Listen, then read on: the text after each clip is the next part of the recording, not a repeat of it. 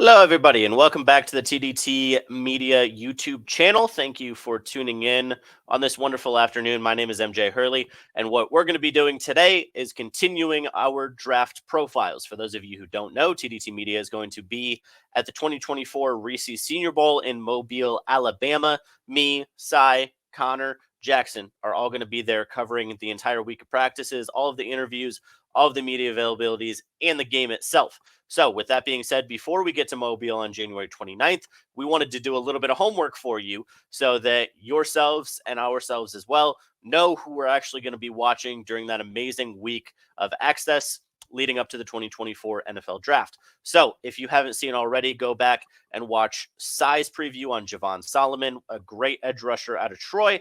That is already up on the channel. What I'm going to be doing is a little bit of a preview on one of my favorite DBs who should be in the class. He accepted an invite to the Senior Bowl, Quincy Riley, a DB out of Louisville. Now, the first thing that you need to know about Riley is he is undersized for an NFL prospect, and that's one of the biggest reasons that currently drafts and scouts have him going around 6th or 7th round in the 2024 draft. Now, that's not to say that a great performance at the Senior Bowl could not boost his stock.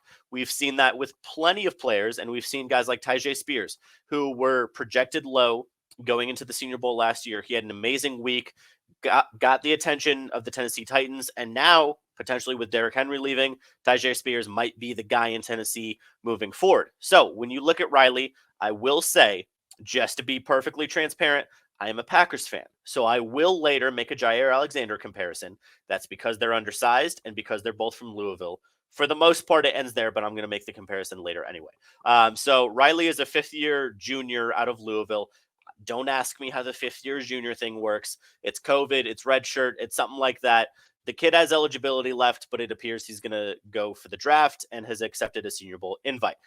His 40-yard dash time hovers around 4.5. He has officially clocked a 4.46 previously, but he's had attempts that were up in the 4.6 range. So the kid is fast. He's a little bit undersized, but he absolutely has the speed to make up for it. In terms of a award resume, Riley really doesn't have much of an award resume. He was an honorable mention for all ACC team this year as a DB, which is really good given the talent in the ACC. But he played multiple years at Middle Tennessee before he came to Louisville in 2022. So it's kind of hard to base an award resume off of not really getting national attention when he was at Middle Tennessee. But once he came to Louisville, not only did he put on some weight, getting a little bigger, getting a little stouter, but he has performed at an even higher level since getting to Louisville. The biggest thing this year is he is a ball hawk. We'll talk about it later with a couple clips that I'm going to show. But his tackling stats were okay. We'll look at that a little bit later as well. But the biggest thing is with 2 interceptions, 8 passes defended, he had an incredible season as a pass defender. PFF had him rated. His coverage grade, by the way, is 84, which was one of the best coverage grades in all of college football this year. His entire defensive grade was at an 84. So PFF, as much as you can trust them, which I understand if you have your doubts, I do as well sometimes, but especially for college, they have so much data when it comes to the snap counts and everything like that. And so starting every game this year, he had a combined 831 snaps, which if you want to question his size and his durability, that's fair. Don't question his ability to be on the field because he was dominant and he was on the field at every single moment that Louisville needed him to be in 2023. So rolling right into that, let's talk about his strengths. His biggest strength, like I said earlier, this man is a ball hawk. When it comes to getting into a position where he can attack the ball, he is one of the best in college football right now. Again, I understand that he's a little bit undersized, and the NFL primarily wants those bigger corners so that they can match up with guys like DK Metcalf. They can match up with anybody. Obviously, when you're talking about a professional sport, you want size, you want speed, and I understand that, but Quincy Riley has shown the ability to cover anyone in college football, and he has had some fantastic showings, even against teams like USC, which is a piece of film that I'm going to show you here in just a little bit. So his biggest strength, he is a ball hawk. He can get his hips in the position to flip around, whether inside leverage, outside leverage, And Quincy Riley, first and foremost, is not, as a pass coverer, going to give up the big play. Now, I'll flip that around and say the biggest weakness for Quincy Riley is his rush defense and his tackling. Now, to go back to PFF for a second, they have both of those for him in 2023, graded around a 74. But in every year past, his rushing defense and his tackling has been extremely poor. So go back to what I said earlier. He has put on about 20 pounds since he got to Louisville. And that is, apparently, we're getting a thumbs up from StreamYard. Thank you, StreamYard. Quincy Riley has gotten better in that area. So it's not to say when you get into an NFL training room with an NFL strength and conditioning coach that he couldn't put on a few more pounds of muscle and really be a top tier defender all around. I'm not saying it's not possible. I'm saying right now it's a weakness for the young man, and it's absolutely something he can improve upon. So the biggest thing for him is when he's got an opposing player with a full head of steam right on him, he has to go low, and he has the ability to allow some big plays and some explosive plays on that. When he's in coverage, his size really is not an issue, but when he's outside of those pure coverage snaps when he's not in man-to-man, which is where he thrives, then there are some issues. So he would fit best in a man-to-man scheme. He would be okay in a zone scheme, but the majority of his pass coverage snaps came in man-to-man at Louisville. That's what they like playing.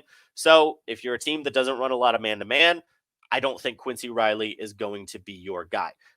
So the first thing I want to look at is a little piece of film here from USC, and it gets right into it because we had it loaded back. But this is a pick right at the goal line. And the biggest thing with the speed that Riley has, he can break some big returns. This is a return against USC for about 60 yards.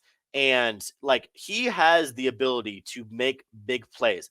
I would also say it's not something he did at Louisville, but he could return kicks and punts. You see, when you get him in the open field, he is dynamic. So I'm not saying that he needs to change positions or anything, but it's absolutely something that can be considered. And I know it's hard to see right at the beginning here, but if you look, he just reads this perfectly. Now, this is not Caleb Williams throwing, let's be clear.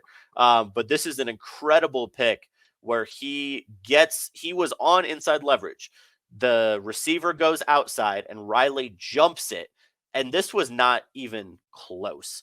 So fantastic move here by Riley. We'll go to the second one, which this is one of the best returns you'll see. I don't believe this clip shows all of it. But again, you have Quincy Riley essentially turning into the receiver here. He gave the receiver inside leverage. The quarterback makes a mistake. Riley recognizes it immediately, flips his hips, gets in a position to make a play for the ball, and is able to beat that receiver for it, who really never had a chance at that poor throw, and then takes this one 90 yards to the house for Louisville. And this is why I love Quincy Riley, because he will make play after play after play if you bring him onto your NFL team. Now, again, I understand the size is a problem, but then when I go to make my NFL comparison, I understand he's just a little bit of a skinny Jair Alexander. Now, Jair was undersized coming out of Louisville as well. That was his biggest knock, but what the Packers saw in him was an athlete that can make plays on the ball. And if you're looking for a defender in the NFL, if you are a team that struggles with turnovers, if you're a team that struggles making the big plays, you want to play man-to-man, you want to be aggressive, I think Quincy Riley will be your guy. So with that being said, thank you so much, everybody, for watching. My name is MJ. We'll be back with another preview later this week for our Senior Bowl and our NFL draft coverage. We'll see you guys later.